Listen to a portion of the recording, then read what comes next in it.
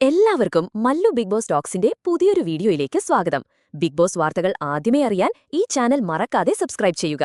Big boss Malayalam season 7-ൽ സംഭവിച്ച ഒരു വലിയ അപ്രതീക്ഷിത സംഭവത്തെക്കുറിച്ചുള്ള വാർത്തകളാണ് ഇപ്പോൾ പുറത്തുവരുന്നത്. നമ്മുടെ എല്ലാം പ്രിയപ്പെട്ട ലാലേട്ടൻ ഹൌസിൽ നിന്ന് ഒരു പ്രധാന മത്സരാർത്ഥിയെ പുറത്താക്കിയെന്ന റിപ്പോർട്ടുകളാണ് ഇപ്പോൾ പുറത്തുവരുന്നത്.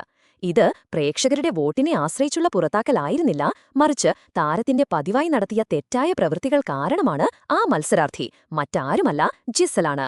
ബിഗ് ബോസ് ഹൌസിലെ പ്രധാന നിയമങ്ങളിലൊന്ന് മത്സരാർത്ഥികൾക്ക് ബിഗ് ബോസിന്റെ അനുവാദമില്ലാതെ വ്യക്തിഗത മേക്കപ്പ് ഉൽപ്പന്നങ്ങൾ ഉപയോഗിക്കാൻ പാടില്ല എന്നതാണ്.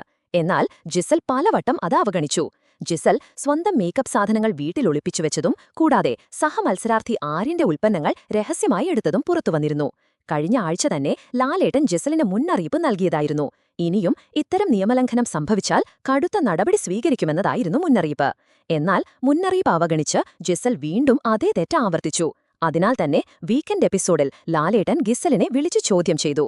നിയമങ്ങൾ എല്ലാവർക്കും ഒരുപോലെയാണെന്നും അത് ലംഘിച്ചാൽ ഗുരുതരമായ ശിക്ഷ ജിസലിന് ലഭിക്കുമെന്നും വ്യക്തമാക്കി.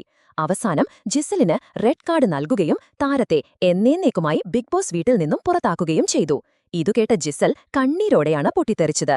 ജിസൽ തന്റെ തെറ്റ് അംഗീകരിക്കുകയും ഇനി ആവർത്തിക്കുകയില്ലെന്ന് ഉറപ്പു നൽകുകയും ചെയ്തു. എന്നാൽ ലാലേട്ടൻ തന്റെ നിലപാട് മാറ്റിയില്ല.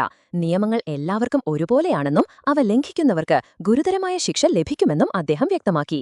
കണ്ണീരോടെ സഹമത്സരാർത്ഥികളോട് വിട പറഞ്ഞ് ജിസൽ ബിഗ് ബോസ് വീട് വിട്ടിറങ്ങുകയായിരുന്നു. ജിസൽ നല്ലൊരു മത്സരാർത്ഥിയായിരുന്നെങ്കിലും നിയമം ലംഘിച്ചതുകൊണ്ടാണ് അവർക്ക് പുറത്തേക്ക് പോകേണ്ടി വന്നത്. അപ്പോൾ ഇതിനെപ്പറ്റി നിങ്ങളുടെ അഭിപ്രായമെന്താണ്? ജിസലിന്റെ പുറത്താക്കൽ ശരിയായ തീരുമാനമായിട്ടാണോ അതോ അത് വളരെ കടുത്ത ശിക്ഷയായി പോയോ? നിങ്ങൾക്ക് എന്നാണ് തോന്നുന്നത്? നിങ്ങളുടെ അഭിപ്രായങ്ങൾ കമന്റ് ചെയ്യുക.